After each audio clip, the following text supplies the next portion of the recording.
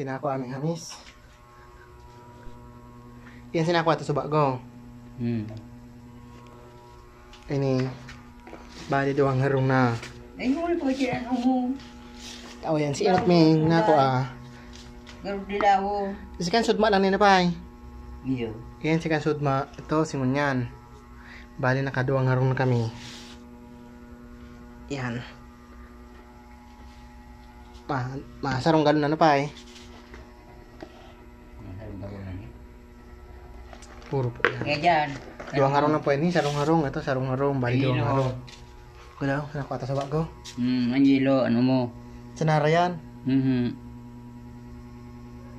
Duplita ko anong lasa malanggan. Mapa ito, nalasahan ko sa bago. Namita mo? Dilabon?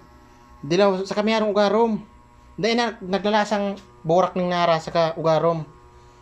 Sa mapaiton tapos ang naglalasa pa katong nara. No.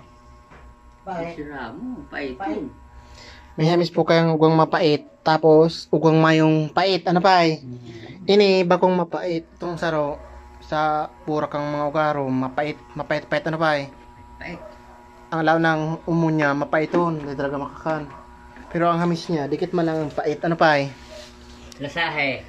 Nalasa ko na yan. Ito, lasahe. Managdo mo. Nalasa ko na nga. Kaya kang kakakubos bago. Kulay.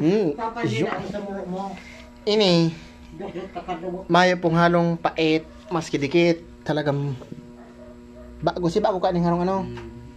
Bagong arong. Ibang burak ang dinapuan kani kaya mayong pait. Ini man, yung burak yan talagang ugat talagang burak na mapait talaga ang hamis. Ano ba eh? Ngunit ito na yun ang pait.